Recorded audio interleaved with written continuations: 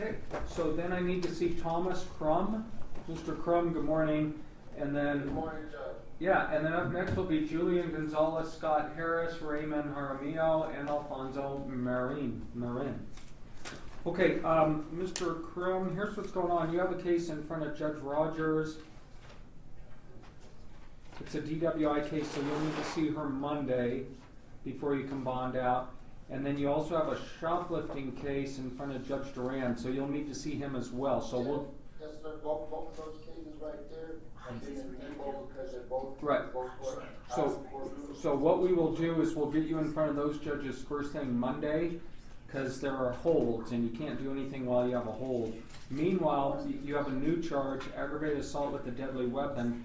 I'm looking at that case right now for what is called probable cause.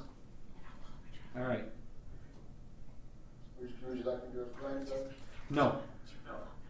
Everything you say is being recorded right now. The state can get a copy of it and use it against you to prosecute you. So I would urge you and everyone else not to say anything about the merits of the case against you.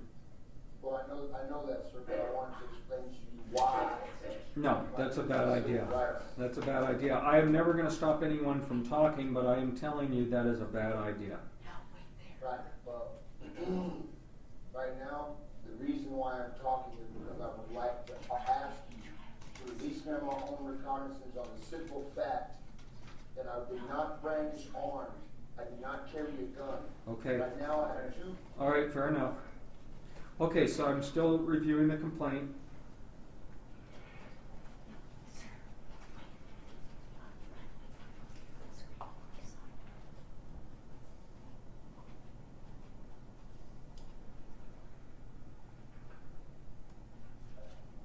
Yes, I did not unsheath anything.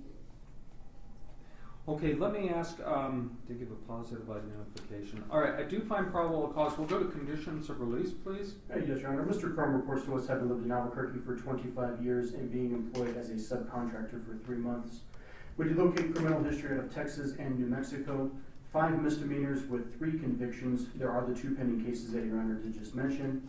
A total of 13 bench warrants, 4 for failure to appear, 6 felonies, 1 conviction for theft of services in Texas, 2013, 2 felonies convicted as misdemeanors, possession of a controlled substance in Texas, 2011, failed to identify a fugitive in Texas, 2011, and 1 felony one felony given a conditional discharge for larceny in 2009.